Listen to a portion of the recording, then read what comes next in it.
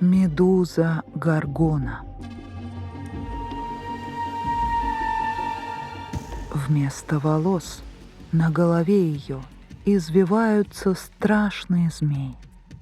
Лицо напоминает львиную морду с расширенными застывшими глазами. Каждый, кто осмеливается взглянуть на нее, тут же лишается жизненной силы. Случилась чудовищная несправедливость. Такой она была не всегда.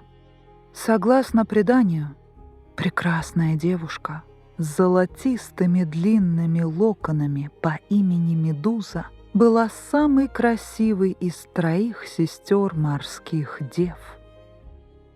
Их родители были богами бурного моря и пучины. Своей красотой девушка вызывала у мужчин восхищение, а у смертных женщин и богинь зависть. Медузой очаровался сам бог моря Посейдон. Невинность девушки манила повелителя стихии. Он стал преследовать Медузу. Получив в ответ отпор, бог разгневался.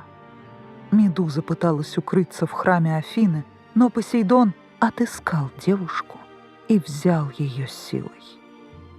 Алтарь был осквернен. Узнав об этом, Афина пришла в ярость и решила наказать Медузу за то, что та не уберегла свою непорочную чистоту. Богиня превратила девушку в чудовищного монстра, покрытого толстой чешуей. Не было больше золотистых волос. Они обратились в змей, а лицо ее стало таким ужасным, что от одного взгляда на него люди превращались в камень. Афина не остановилась на этом. Она превратила в горгон и сестер Медузы, Эвриалу и Сфена. Они стали настоящими змееголовыми чудовищами с кабаньими клыками и бронзовыми руками.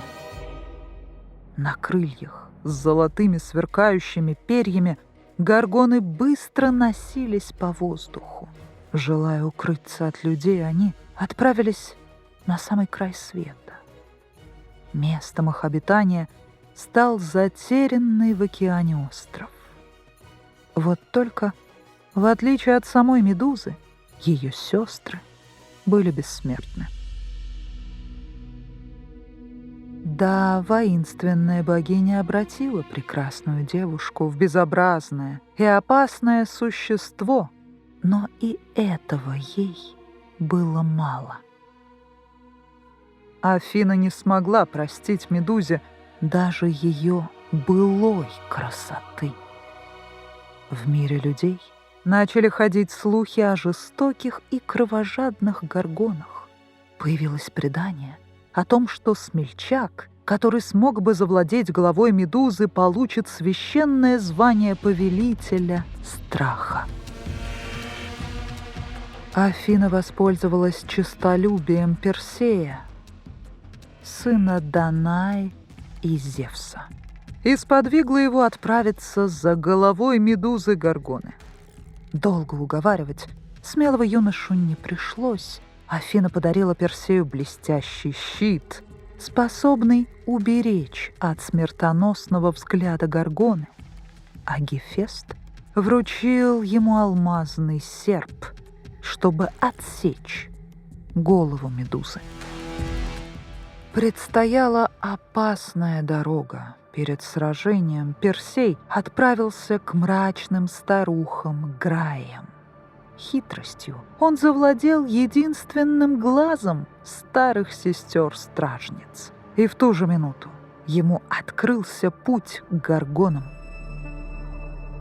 Он пролегал через скалы и трескучий лес. Чем ближе становилась цель, тем чаще на пути встречались камни, напоминавшие людей. Все, что когда-то было живым, обратилась в камень. Но это не пугало юношу.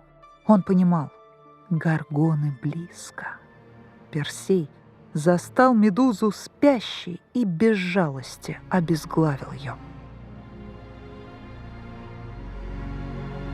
Из пролитой крови Медузы появились на свет плоды ее связи с Посейдоном, великан Хрисаор с золотым мечом в руках, и его брат, белоснежный крылатый конь Пегас.